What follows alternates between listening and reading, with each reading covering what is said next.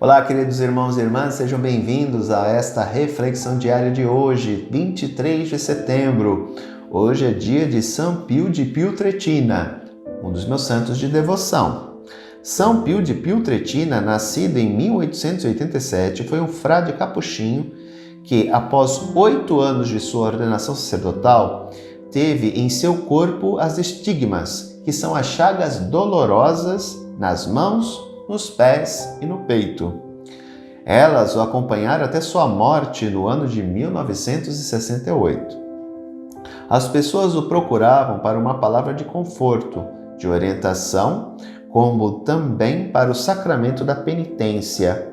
Pedia que as pessoas reavivassem a cada momento sua confiança em Deus e mais ainda na hora das provações, que Ele interceda por nós junto de Deus. E aqui há algo extremamente importante. São Pio de Pietrelcina, ele atuava numa cidade chamada San Giovanni Rotondo, se não me engano. E lá ele construiu uma obra social, que é um hospital magnífico. Então ele era um homem de oração, mas também de ação. É importante isso. Ele não deixava o aspecto social de lado. Ele cuidava da pessoa espiritualmente, mas também se preocupou de cuidar da pessoa fisicamente. A obra de caridade em San Giovanni Rotondo existe até hoje. Um hospital que é um hospital modelo, que atende muitas pessoas todos os anos. Isso é muito importante de ser registrado. Queridos irmãos, o evangelho de hoje é o evangelho de Lucas, capítulo 9, versículos 7 ao 9. Naquele tempo, o tetrarca Herodes ouviu falar de tudo o que estava acontecendo e ficou perplexo, porque alguns diziam que João o Batista tinha ressuscitado dos mortos. Outros diziam que Elias tinha aparecido. Outros ainda que um dos antigos profetas tinha ressuscitado. Então Herodes disse: "Eu mandei degolar João. Quem é esse homem sobre quem ouço falar essas coisas?" E procurava ver Jesus. A questão da palavra do verbo ver, principalmente Jesus, é algo extremamente importante na Escritura. Ver é entrar em contato com a mensagem, conhecer Jesus. Lembremos que tem uma outra passagem que alguns gregos, alguns pagãos, vão até André, irmão de Pedro, e pedem para ver Jesus. Ver é entrar em contato com a mensagem. Eu quero ver, eu quero conhecer, eu quero entrar em contato, poderíamos dizer assim.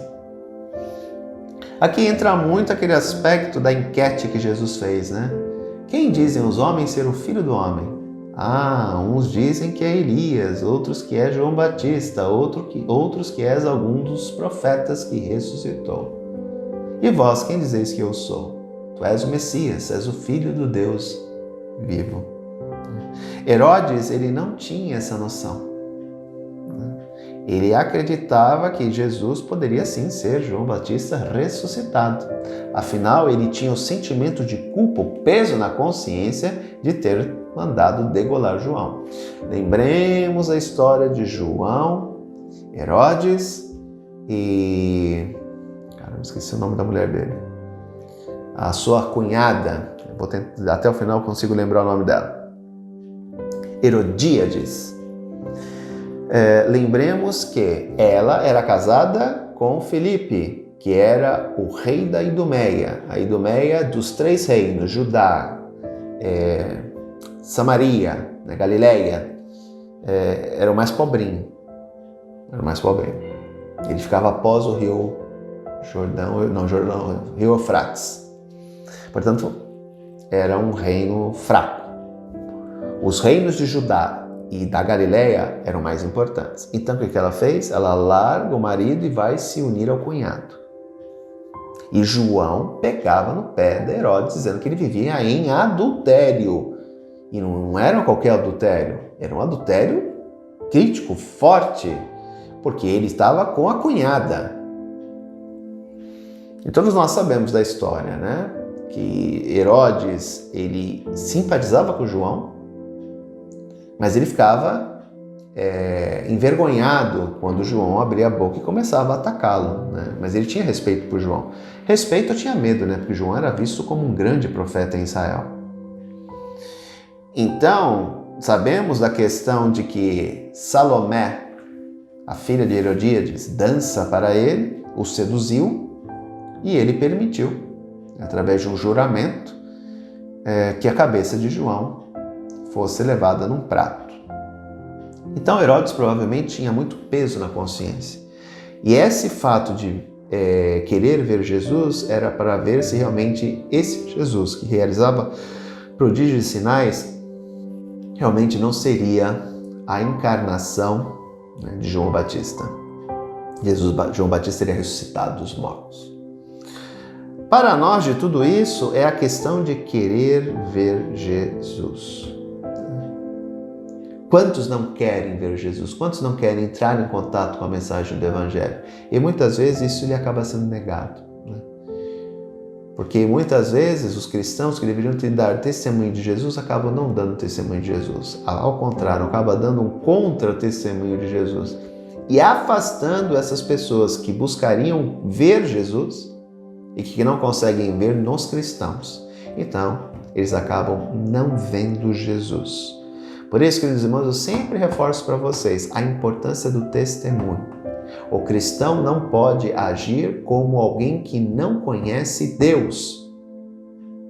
O cristão não pode ser corrupto, um cristão não pode ser um bandido, o cristão não pode ser um mentiroso, o cristão não pode puxar o tapete do outro, o cristão não pode fazer maldades. Porque isso é tudo contra a mensagem do Evangelho. Se o cristão faz todas essas coisas, ele deixa de ser cristão. Ele tem a capa de cristão, mas no fundo ele não é cristão. Porque muitas vezes acaba fazendo ações que não condizem com o Evangelho. Ações que um pagão que não conhece Jesus faria. Ou até mesmo pessoas que não conhecem Jesus e que não fariam tamanha coisa. Eu já cansei de falar para vocês em outras oportunidades que tem muito ateu que faz obras de caridade, que faz o bem às pessoas, mesmo não sendo cristão. Então a gente tem que tomar um cuidado como cristão na sociedade de hoje, principalmente hoje, está tudo fluido, está tudo muito líquido, como diz Zygmunt Bauman, entender o nosso papel. Eu não posso, se eu me chamo de cristão, se eu me afirmo cristão, se eu me declaro cristão, eu não posso agir da mesma forma de alguém que não conhece Cristo. É um absurdo. Eu tenho que dar testemunho do Evangelho e não contra-testemunho. Se for para dar contra-testemunho, deixe de ser cristão. Se declare pagão. Agora, se você é cristão, dê testemunho de Cristo. Viva o Evangelho. É fácil? Não, não é. Não é. Porque tudo no mundo nos leva a viver contra o Evangelho. Mas se somos cristãos, devemos erguer nossa cabeça, bater no nosso peito e viver o Evangelho. Buscar viver o Evangelho, por mais difícil que seja. Um grande abraço, até amanhã, se Deus quiser. Tchau.